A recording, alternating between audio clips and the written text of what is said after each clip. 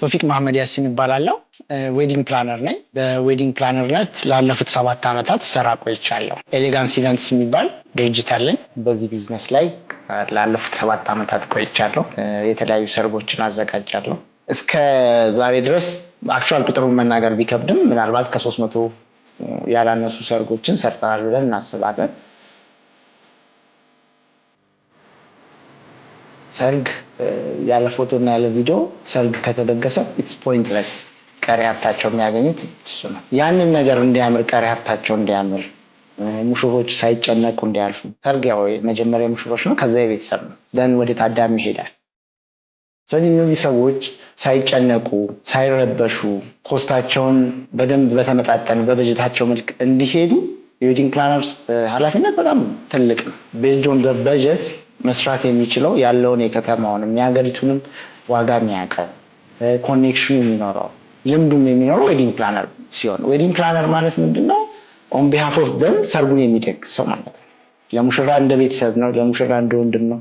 በአጭሩ ስትረሳቸውን የሚያቀል በኮስታቸው መሰረት እንዲሄድ ማድረግ የሚችል ሰው ነው ዌዲንግ ፕላነር።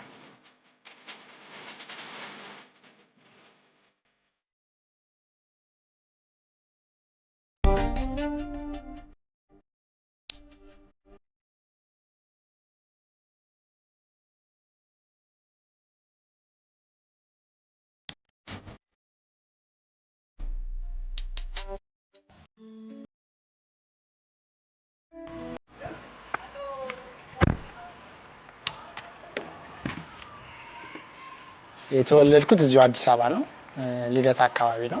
ለ3 ዓመት በባንከርነት ሰርቻለሁ። ከዛ ወጥቼ ደግሞ በተለያዩ ስራዎች በግል ስራ ስሰራ ቆይቼ ከዛ ወደ ዌዲንግ ቢዝነስ ገብቻለሁ ማለት ነው። ፈተና የነበር የሚለው ጊዜ ከባንክ ከወጣሁ በኋላ የግል ስራ ሞክሬ ነበረ፣ ሌላ ቢዝነስ ንግድ ላይ። እሱ ፌል አደረገ። ፌል ካደረገ በኋላ የተለያዩ ስራዎችን በምሞክርበት ጊዜ ቢያንስ ኦልሞስት 2 ዓመት ለሚጠጋ ጊዜ ትራይ ኤንድ ኤረር የሆኑ ነገሮችን ሳሳልፍ ስራውን ሳይሳካ ምንም ሲል ያሳለፍኩት ጊዜ ምናልባት ፈተና ምለው ታይም ሊሆን ይችላል።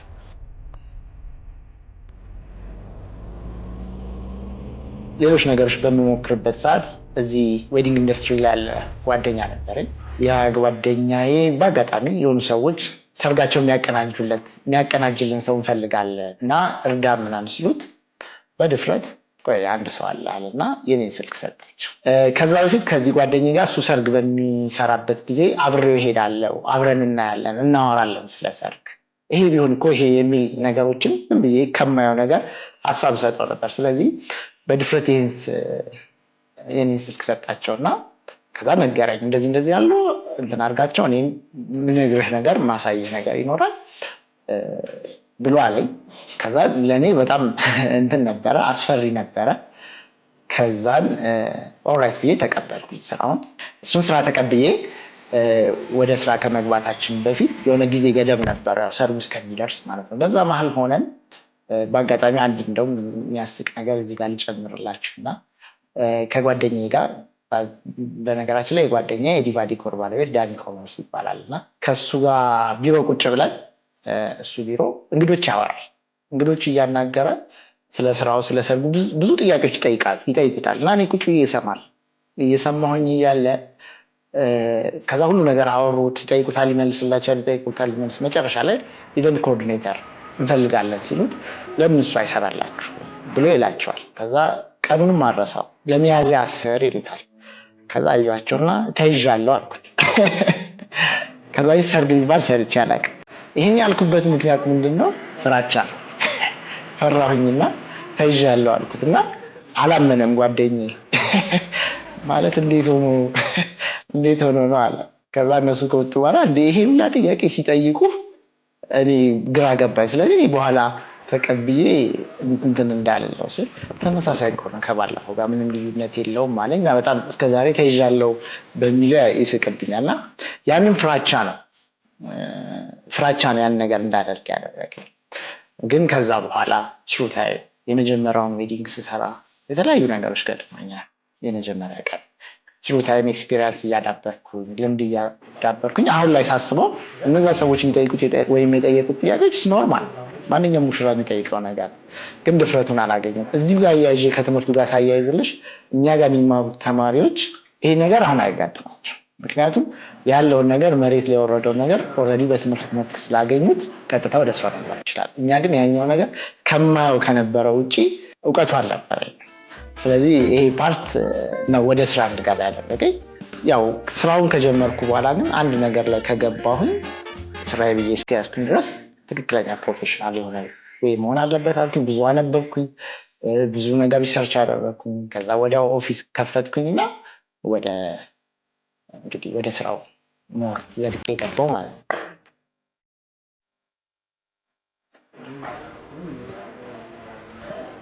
የዌዲንግ ፕላነሮች ስራ የሚጀምረው ወይም የኛ ስራ የሚጀምረው ሰርጉን ፕላን ማድረግ ሲባል በጀት ከማማከር ይጀምርና ፕሮሰሱን ማቀድ፣ እንዴት ነው ሰርጉ ጊዜ የሚሄደው የሚለውን ከማቀድ ጀምሮ የሰርጉ ጊዜ እንዲሆን ፕሮሰሱ የሰርጉ ጊዜ ኦርጋናይዝ ማድረግ ኮኦርዲኔት ማድረግ ማለት ነው።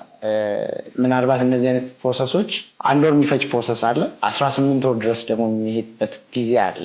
ረጅም ጊዜ የሚያቅዱ ሰዎች ሲኖሩ ሰርግን እስከዛ ድረስ ይሄዳል።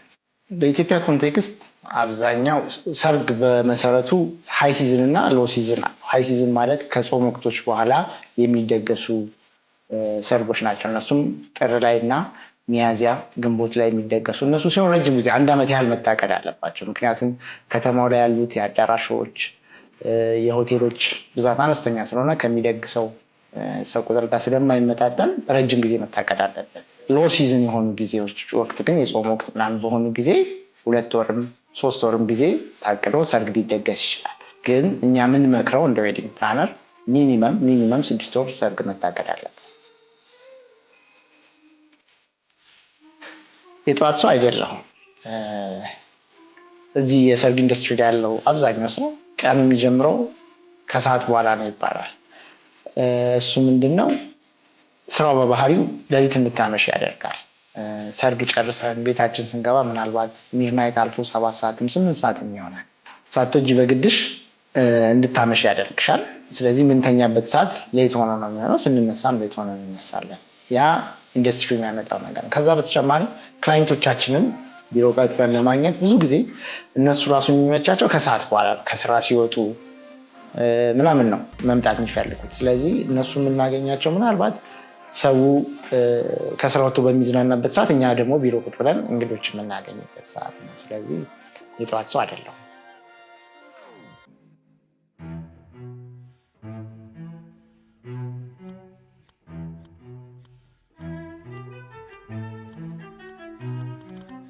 በጣም የተለያዩ አይነት ጊዜያቶች አሳልፈናል። መጀመሪያ ሰርጉን ስንጀምር ልምድ ለማግኘት በነበረን ፕሮሰስ ማንረሳቸው ብዙ ኤክስፔሪንስ የወሰድንባቸው ሙሽሮች አሉ። እስካሁን ቤተሰብ ሆነን የቀጠልናቸው። አሁን ላይ ደግሞ ትሩ ታይም ኤክስፔሪንሱም ሲመጣ ደግሞ ብዙ ዌዲንጎች እየሰራን እንደ ቲምም ተደራጅተን ስንሰራ የተለያዩ ሰዎች ጋር ኢንተራክት እናደርጋለን እና ደስ ይላል። የመጀመሪያ ዌዲንጌን የሰራሁት ኤደን ገነት የሚባል አዳራሽ ወደ ሰፈር አካባቢ ያለ ነበር እና ደስ የሚሉ ሙሽሮች ነበሩ። ጥሩ ግንኙነት ነበረ። የዛን ጊዜ ካልተሳሳትኩ 3500 ብር ነበር የተከፈለ እና ምናልባት በሱ ዌዲንግ እኔ 5000 ብር ምናምን ከዛ በላይ ላወጣ እችላለሁ። ራሳችን ላይ የምናደርገው ነገር ነው። የተለያዩ ነገሮች ለማሟላት ብቻ ከ5000 ብር በላይ አውጥቻለሁ። ግን ትልቅ ኤክስፔሪንስ ነው። ያኛው ለዛሬ ላለንበት ዋጋ ከፍሏል ብዬ አምናለሁ። የዛን ቀን ሰርግ ስንሰራ በጣም ከገጠመኝ ነገር ኢማጂን ሰርግሽ ላይ ኬክ ሲቀር የመጀመሪያ ዌዲንጌ ነው፣ የመጀመሪያ ስራዬ ነው። ኬክ የሚሰሩ ሰዎች አልመጡም። ኬክ ኬት ነበር የታዘዘው መሰለሽ? ከሽሮ ሜዳ ጥልፍ እየሰሩት ይሁን ምን ይሁን ቀረ ኬኩ እና ደስ በሚል ሁኔታ ግን ሙሽሮቹ ያው የራሳቸው ቤተሰብ ነገር ነበረ ኬኩን የሚሰራው ማለት ነው። ስለዚህ ሪስፖንሲቢሊቲውን ራሳቸው ወስደዋል። እንደውም ከሰርጉ በፊት ስናወራ ሽሮ ሜዳ ምናምን ሲል ኬክ ከሽሮ ሜዳ አይከብድም ብያቸው ነበር። አይ ቤተሰብ ነው ብለውኝ ነበረ። ቀረ ግን ያው ለሙሽሮቹ ያለውን ነገር አስረዳናቸው። ፋይን ሻምፓኝ፣ ቀለበት ምናምን ሴርሞኒ አድርገው ኬክ ሳይቆርሱ የሰርጉ ቀን አለፈ። ኢማጂን የመጀመሪያ ዌዲንግ ላይ ኬክ ሳይቆረስ ጀስት በሻምፓኝ እና በቀለበት ሴርሞኒ ተጫውተው ጨፍረው ነው ያሳለፉት እና የመጀመሪያም የመጨረሻም ቀን ኬክ የቀረብኝ ያኔ ነው። ምናልባት ኬክ ሊወድቅ ምናምን የደረሰባቸው አጋጣሚዎች አሉ በዚህ ስራ ሂደት ላይ። ኬክ ግን ለመጀመሪያም ለመጨረሻም ቀን የዛን ጊዜ ነበር የቀረብኝ እና መቼም ማረሳቸውም። በአጋጣሚ ደግሞ የሚገርምሽ ሙሽሮቹን በተደጋጋሚ መንገድ ላይም የተለያየ መስመር ላይ እንገናኛለን እና አረሳውም። የመጀመሪያ የአንድ ቀን ውሌ የጠዋት ሰው አይደለሁም። ረፈድ አድርጌ ነው የምነሳው። ረፈድ አድርጌ እነሳለሁ። ደን ሻወር ወስዳለሁ። ከዛ በኋላ ከቤት እወጣለሁ። ፍላወር ሾፖች አሉኝ። ፍላወር ሾፖቹ ጋር ሄዳለሁ፣ ቼክ አደርጋለሁ። ከዛ በኋላ ከወንድሞቼ ጋርና ከአንዳንድ ባለሀብቶች ጋር በመሆን ያቋቋምነው ትራንስፖርት ወይም ራይድ ሂሊንግ ካምፓኒ አለን። ኬሪ ትራንስፖርት ይባላል። እዛ ሄዳለሁ። እዛ ማየት የሚገባኝን ነገር አያለው። ከዛ ያው ዛሬ የተገናኘነው ጁማ ቀን ነው። ስለዚህ ጁማ ቀን ከትራንስፖርት ቢሮ እንደወጣው ወደ መስጂድ እንሄዳለን። መስጂድ ሄጄ ሰላት እሰግዳለሁ። ሰላት ከሰገድኩኝ በኋላ ወደ ምሳ ፕሮግራም ሄዳለሁ። ምሳ ከጓደኞቼ ጋር ምሳ በላለሁ። ከዛ ኤሌጋንስ ቢሮ ገባለሁ። ኤሌጋንስ ቢሮ ላይ እንግዶች ካሉኝ እንግዳ አናግራለሁ። ሙሽሮች ኦር ኤኒ ክላይንትስ አናግራለሁ። ከዛ በኋላ ክላስ ነው የሚኖረኝ። ትምህርት የማስተምራቸው ተማሪዎች ይመጣሉ። ትምህርት አስተምራለሁ። ትምህርት ካስተማርኩኝ በኋላ ብሬክ ታይም ይኖረኛል። 2 ክላስ ነው ያለን፣ ቀንም የማታም። የቀኑን እንደጨረስኩ ብሬክ ታይም ይኖራል። በዛ ብሬክ ታይም ላይ ብዙ ጊዜ እንግዶች ነው የምንቀጥረው፣ ሙሽሮች። ለእነሱም የሚመቻቸው ሰዓት እሱ ስለሆነ ሙሽሮች እንቀጥራለን። እንግዶች አወራለሁ፣ ፕላን እናደርጋለን፣ ወደፊት የምንሰራቸው ነገሮችን እናቅዳለን። ከዛ በኋላ ተመልሼ ክላስ እገባለሁ። የመጀመሪያውን ክላስ እንደጨረስን ከዛ ሪሄርሳል ፕሮግራሞች ሲኖሩን ወደ ቬኑ እንሄድና ወደ አዳራሹ ሪሄርስ ሙሽሮችና ሚዜዎችን ይዘን በአዳራሽ ላይ ሪሄርስ እናስደርጋለን። ያ ሪሄርስ ምንድነው? የሙሽሮች የዛ ቀን እንዴት ነው የሚቆሙት፣ እንዴት ነው አገባባቸው፣ ኢንትራንሱ እና የተለያዩ ነገሮችን እናሳያለን። ቀለል ብሏቸው የሰርጉ ቀን እንዲውሉ ማለት ነው። እሱን ካደረግኩኝ በኋላ ተመልሼ የማታ ክላስ ይኖረናል። የማታ ክላስ ገብቼ አስተምራለሁ። የማታ ክላስ ከጨረስን በኋላ ራት በልቶ ወደ ቤት መግባት ነው። ትምህርት ቤቱን የከፈትንበት ምክንያት ሰርግ አሁን ላይ ፋሽን ሆኗል። በጣም ብዙ ሰርጎች ነው የሚካሄዱት። ኢትዮጵያ ውስጥ ያሉትም ሰዎች ሆኑ ዲያስፖራው እዚህ በመምጣት በጣም ብዙ ሰርጎች ይደገሳሉ። ምናልባት በቀን 30-40 ዌዲንጎች ሊኖሩ ይችላሉ። ያንን ሁላ ዌዲንግ ኤሌጋንስ ኢቨንት ሊሰራው አይችልም። ስለዚህ ማርኬቱ ሰፊ ነው፣ ዲማንዱ በጣም አለ ማለት ነው። ያንን ዲማንድ ደግሞ እውቀት ያለው ሰው፣ ፍላጎትም ያለው ሰው ፍላጎት ኖራቸው ግን እንዴት ስራውን እንጀምር የሚል ሀሳቡ ኖሯቸው ወደ ኢምፕሊሜንቴሽን መሄድ ያቃታቸው ብዙ ሰዎች ነበሩ። አሁን አብረውን ከሚማሩ እኛ ጋር ከሚማሩት ውስጥ ማለት ነው። ስለዚህ ያለንን እውቀት ያለንን ኤክስፔሪንስ ለእነሱ ሼር ካደረግን ማርኬቱ ሰፊ ነው። ሰርጎች ሳይበላሹ አምረው ቆንጆ ሆነው እንዲሄዱ እነዚህ ሰዎች ማርኬቱ ላይ ወጥተው የስራ እድል መፍጠር ነው። ለእኛም ተጨማሪ ገቢ ማግኛ ነው። ስለዚህ ያንን ነገር እርግጠኛ ሆነን ያደረግነው ነገር እኛ ስራውን ስንጀምር በድፍረትና በልምድ የሚያግዘን ሰው በመኖር ነው። ሰዎችን እየጠየቅን የተለያዩ ነገሮችን እያነበብን ነው ወደዚህ የመጣ ነው። ብዙ ነገሮችን ትራይንድ ኤረርም ሞክረን አልፈናቸዋል። የሆነ ፓርት ላይ ምናልባት 3-4 ዓመት ከሰራው በኋላ ኦንላይን ኮርስ ወስጄ ነበረ፣ ዌዲንግ ፕላኒንግ ሰርቲፊኬሽን ማለት ነው።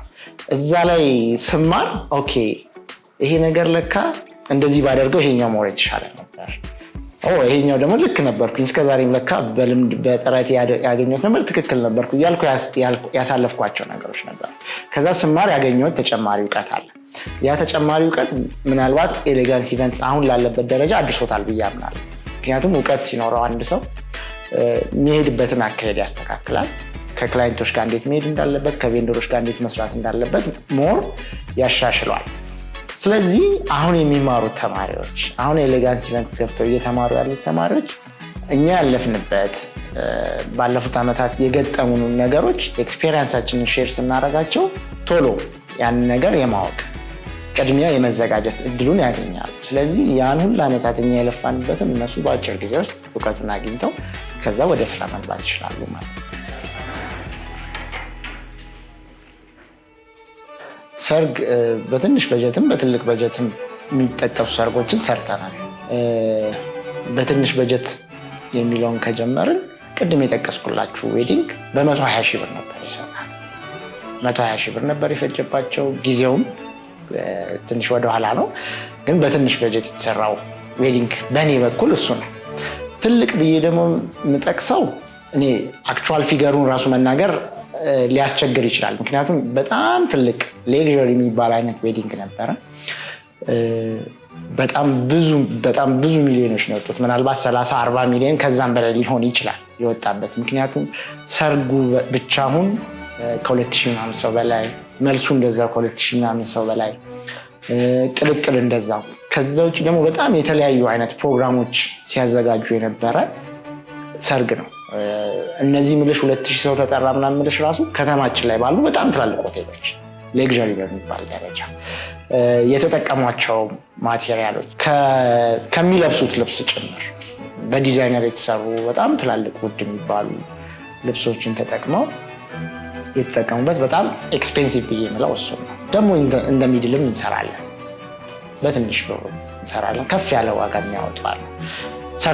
ሰርግ አሁን ላይ ኤክስፔንሲቭ አክቹዋሊ ኤክስፔንሲቭ ነው። በጣም ብዙ ገንዘብ የሚንቀሳቀስበት ኢንዱስትሪ ነው፣ ትልቅ ኢንዱስትሪ ነው ብለን እናምናለን። እና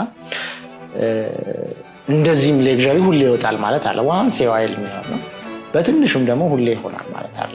አሁን ሰርግ ላይ አብዛኛው የሚያወጣቸው ገንዘቦች አሉ። ከዛ ውጭ የተጋነነውን ለመናገር አላገባሁም። የኔን ሰርግ አክቹዋሊ ፕላን አድርጌዋለሁ ብዬ ማለት የምችል ይመስለኛል።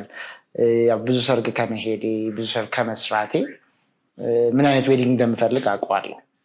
ሰርጎች ላይ ምን አይነት ነገር መሆን አለበት፣ ሰርጌ እንደዚህ ቢሆን የሚለውን ኦልሬዲ አስቤ ጨርሻለሁ። እንግዲህ ሙሽሪት ስትመጣ ያንን ኢምፕሊመንት ማድረግ ነው የሚሆነው። ሙሽራ በባህሪ ይጨነቃል። የሙሽራ ባህሪ ነው። የፈለገውን ያህል ገንዘብ ቢወጣ የፈለገውን ያህል አቅም ቢኖርሽ ጭንቀቱ አይቀርም። ስለዚህ ያንን ጭንቀት ደግሞ ሼር የምታደርጊ ሰው ትፈልጊያለሽ። ሼር የምታደርጊ ሰው ደግሞ በስራው ላይ እውቀት ያለው ሰው ቢሆን ይመረጣል። በስራው ላይ እውቀት ያለው፣ በስራው ላይ ልምድ ያለው ሰው ደግሞ ማለት ዌዲንግ ፕላነር። ዌዲንግ ፕላነር በጣም ጭንቀት ይቀንሳል። ከምነግርሽ በላይ ጭንቀት ይቀንሳል። እውቀቱን፣ ሀሳቡን፣ ልምዱን ያካፍላቸዋል። ለነሱ እንደ ወንድም እንደ ቤተሰብ ሆኖ ሰርታቸውን ያማክራቸዋል፣ ይደግስላቸዋል። ሙሽራ ብዙ ጊዜ ብዙ አማካሪ ይኖረዋል። በእኛ ሀገር ኮንቴክስት ብዙ ሰው ያማክረዋል። ጓደኛ ያማክረዋል፣ ቤተሰብ ያማክረዋል፣ ስራ ባልደረቦቹ፣ የተለያዩ የሁሉም ሰው ሀሳብ የተለያየ የሆኑበትና ኖር እንዲጨነቅ ነው የሚያደርገው። ግን አንድ ዌዲንግ ፕላነር ያለው ሰው ከዛ ሰው ጋር ልምድ ካለው ሰው ጋር እውቀቱ ካለው ሰው ጋር የሀገሪቷን የሰርግ ኢንዱስትሪ ከሚያውቅ ሰው ጋር ሲያወራ አንድ ሀሳብ የተሻለ ሀሳብ ያገኛል ማለት። ስለዚህ በደንብ ስትረሳቸውን ያገኛል። አንደኛ ሰርግ እኛ እንደ ዌዲንግ ፕላነር ምን ታምናላችሁ ካልሽን፣ ቤተሰብ፣ ታዳሚ፣ ሙሽሮች ኃላፊነታቸውን ሁሉ ለኛ ጥለው ኢንጆይ እንዲያደርጉት ወይም እንዲዝናኑ የምንፈልገው። አንዳንድ ጊዜ አይተሽ ከሆነ አባቶች ወይም ወንድሞች ምናምን ስራው ላይ ይውላሉ።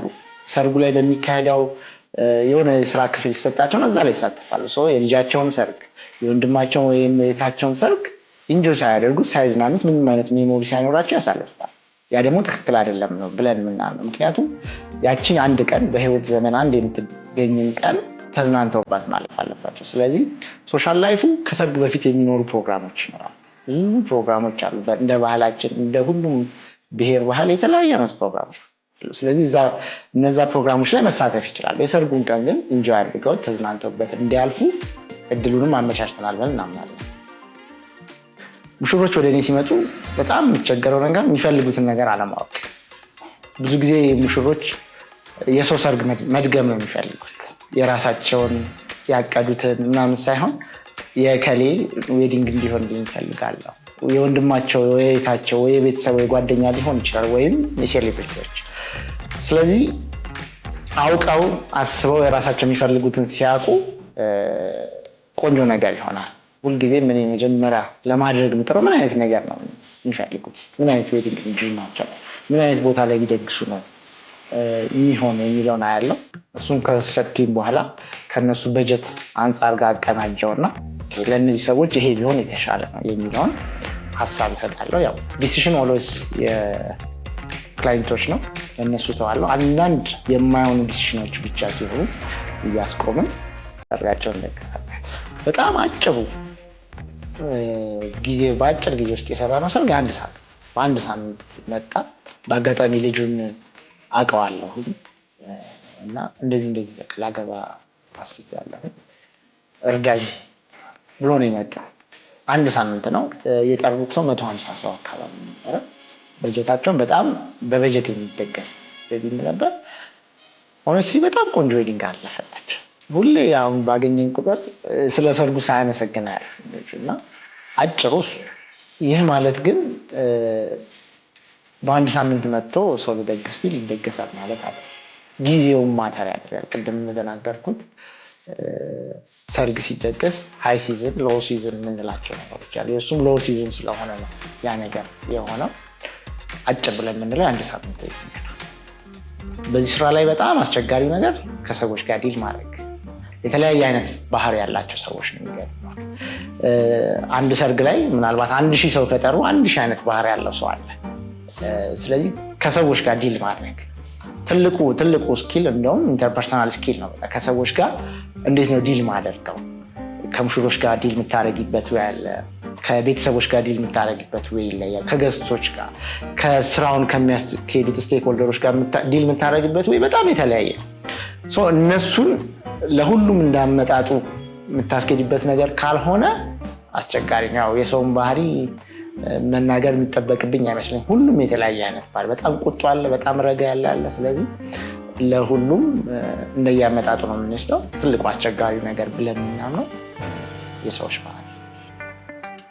ማመስገን የምፈልገው እናቴን፣ ቤተሰቦቼን፣ ከዛ ደግሞ ጓደኞቼን እንዲሁም አጠቃላይ የኤሌጋንስ ቲም ሜምበርስ ሁሉም።